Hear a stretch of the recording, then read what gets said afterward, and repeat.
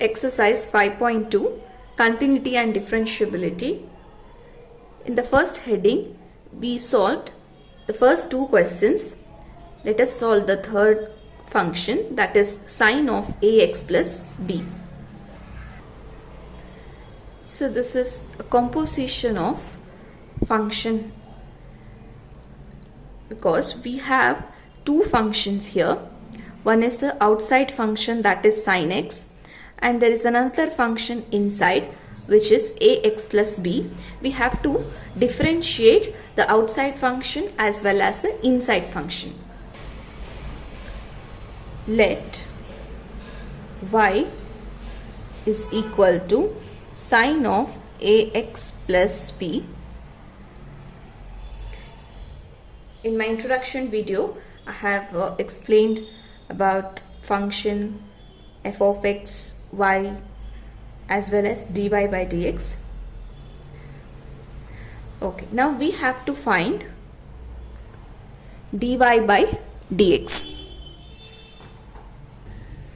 For that, let us differentiate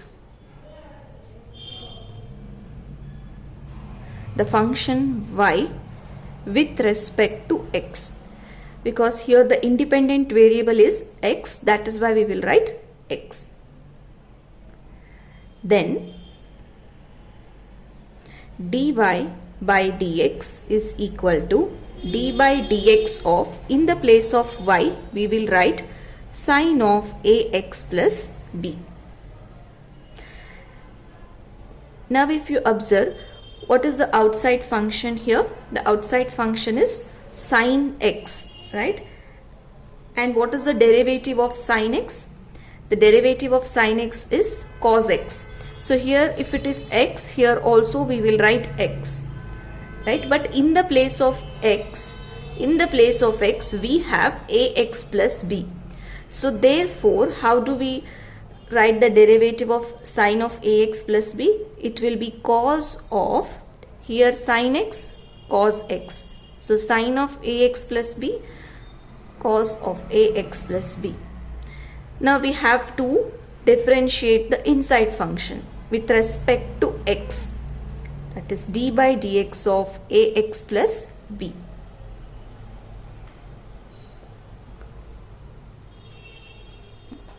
Now this is equal to cos of ax plus b. Now how do we differentiate this? D by dx of ax plus b. In the algebra of derivatives, we have studied d by dx of u plus v. So when you have two functions, how do you differentiate? You will differentiate function u plus differentiate function v. So in the place of u we have ax, and in the place of v we have b. So how do we write them? D by dx of ax plus d by dx of b. So this is, in the place of u we have written ax, in the place of v we have written b. Now this is equal to cos of ax plus b. Now we have to differentiate separately. So what is the differentiation of d by dx of ax? Now this is a constant value and this is a function, right? So d by dx of ax is equal to, we bring out the constant outside and we'll differentiate the function inside, dx by dx. So that is, suppose if you have d by dx of 4x, then we'll bring out the constant outside and we will differentiate the function inside. And d and the differentiation of x, which is nothing but 1, so you will get the answer 4. So in this case, we have ax, so we will get a times 1. Here 4 times 1 will get a times 1 plus, now we have to differentiate the constant. So what is the derivative of a constant function?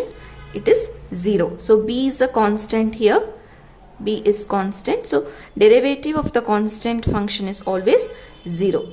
Why? Because if you draw the constant function in the graph, the slope will be 0. So that is why the derivative is also 0. Now let us solve this further. Cos of ax plus b, a times 1 is a plus 0. Then cos of ax plus b, a plus 0 will be a. Okay, so this is the answer we have got.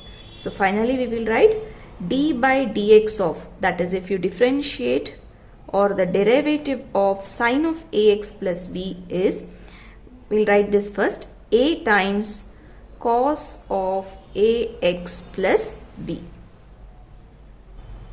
So this is the required dy by dx. Done with the third sum. Now the fourth function, secant of tan of square root of x. So this function is also a composition of functions. Here we have three functions. So one is the secant function, the outside function, and there is one more function inside which is tan function or tangent function, and another function inside, that is square root of x. So we have to differentiate secant, we have to differentiate tangent, and we should also differentiate square root of x.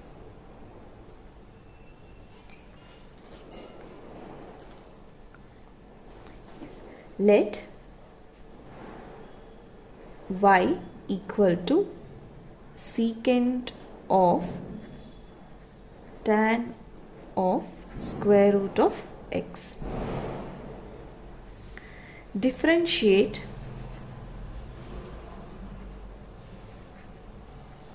y with respect to x. Then dy by dx is equal to d by dx of, so in the place of y we will write the given function, that is secant of tan of square root of x.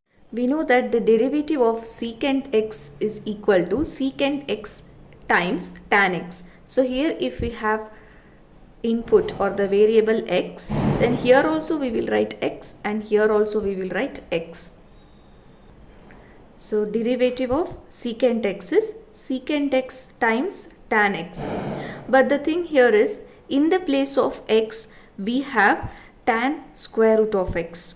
Then in the place of x we should write tan square root of x, and in the place of tan x, that is x, we should write tan of square root of x. So we differentiated secant x. Now the inner function, that is d by dx of tan of square root of x. We have to differentiate this. So this part is over. Now we have to differentiate this. So let us write this once again. Secant of tan of square root of x into tan of square root of x. Now the derivative of tan x. So the derivative of tan x is equal to secant square x. So here in the place of x we have square root of x. So therefore here also in the place of x we have to write square root of x. So what is the derivative of tan of square root of x? That is secant square, in the place of x we will write square root of x. So we differentiated secant and tan, but we have to differentiate square root of x. So here we will write d by dx of square root of x. Now